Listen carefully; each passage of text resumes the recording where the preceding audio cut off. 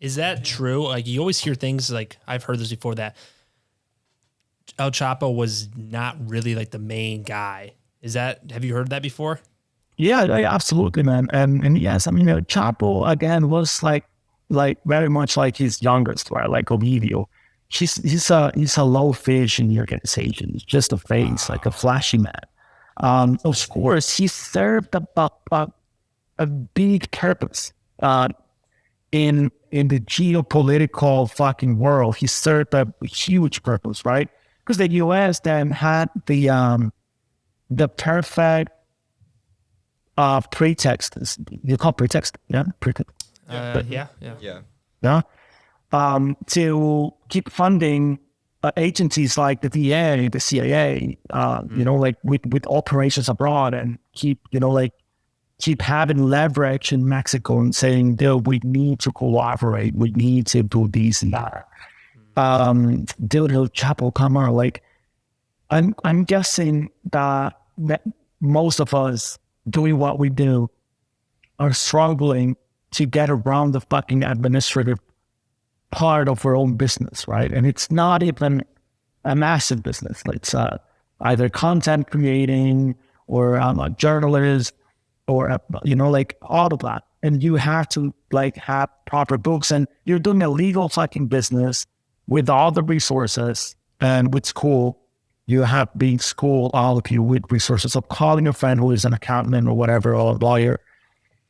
Imagine being El Chapo coming up from growing oranges in Sinaloa and then owning a multi-billion business and dealing with multi-billion enterprises.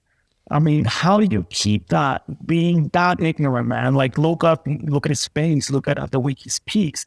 Look how innocent he was when he got Kate del Castillo and Sean Penn at his rancho. Yeah.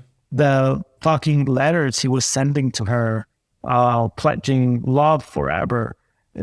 He was so innocent. It's like so fucking naive, man, that I'm not doubting that Dilly and empowered, he of course did a lot of damage. He ordered many kills. He himself killed many fucking people in order, because he was in the how do you call it? Like in Spanish called maniac. How do you say that? I don't know. Like, flies right by me, like an echo chamber type of thing. Ecosystem. No, it was like ego man, Egomaniac. Yeah, it was like egomaniac, basically. Yeah. So he believed all the bullshit that was put around him, right? All the attorney, all the politicians, all the other articles saying like, yeah, man, you go. You're the fucking man. You're the shit, man. You're the biggest of all times. And he believed that himself. But when he wasn't serving a purpose, that's when he was handed over and he could see everybody turning their back on him, right? I mean, what happened after he got arrested? Nothing has fucking changed in Mexico. I mean, the cocaine trafficking to the U.S. is at an all-time high. Why? For Chapo was supposedly the biggest fucking narco of all. So, I mean, El Chapo was never the head of any organization. He was the face, probably. And that's for them. Yes, exactly. He served a very important position, but not where he thought he was serving his important position, right? He thought he was serving his organization, but he was serving people like Genaro Garcia Luna, who is on trial right now in New York. People like the DEA, people like Andrés Manuel López Obrador, Mexico's president, people like Obama back then. He was serving all those guys and not really the organization he thought he was. Talk more about that, serving the DEA and politicians. And the DEA started like in the late 70s, right? And not a lot of people believe in what the DEA could accomplish. So in order to accomplish it and get more funding, they had to, the DEA is very goal-oriented, right? If we're meeting goals, we're working goal, we can get more funding. The DEA grew up so much because it arrived at a point where drug trafficking was at an all-time high to the U.S. The organizations in Mexico were still not called cartels. It was just drug trafficking organizations. Were pushing a lot of fucking drugs into the US. But the DA has this approach of grabbing the bad guys, and that's it, right? We're going to go after a bad guy and then after another one, and then we're going to put a lot of them in jail. But we're not going to be involved in policymaking. Our input is not going to be heard in Congress, right? It's not going to be taken seriously in Congress to make different policies and say, this is not working. This is what we need to do.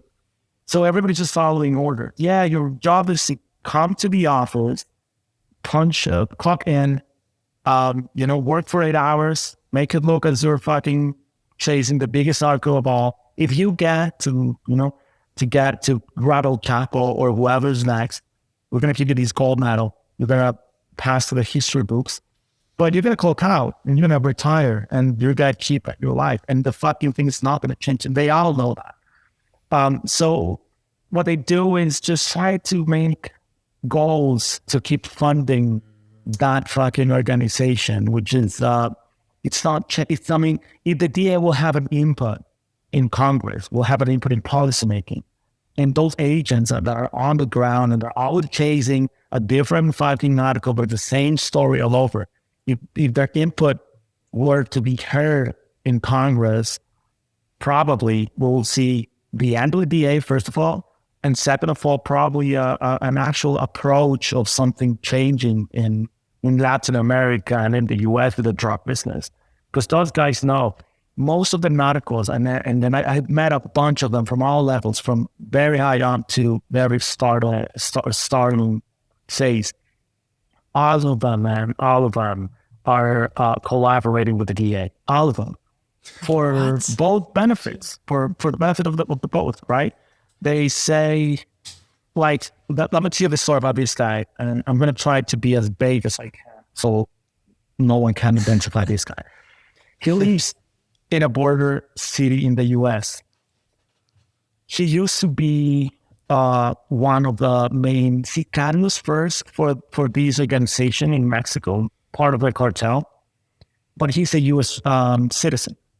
So he's this preppy kid, with money, we call them fresas. So he could go back and forth between both worlds, right? He will go and make hits, traffic loads of cocaine and stuff, and then go back to his beautiful house in the US. It was at a private school, all that stuff. And at one point, his organization declined. That organization was not on top, and a different organization went up. So he went independent. So what he did is he went to this house in the US, in this border city, and he started robbing stash houses. He will pay snitches 10% of what he could find inside a house. So a snitch will call him and say, like, hey man, I know that this guy has at least 10 fucking tons of cocaine at his house. This is the address. Then he will go steal the fucking 10 tons of cocaine. He will give 10% to this guy. Thank you for the heads up, for the tip. He will sell it on his own. And if he got the heat from that guy, he will just call the DA. He's contact the DA and say, like, hey man, you want a big hit? There's these nights, but I have photos from his place, photos from his loads. I have his cell phones. I have photos from inside his place. I know he's when he's out and he's in, this is his plates on his car.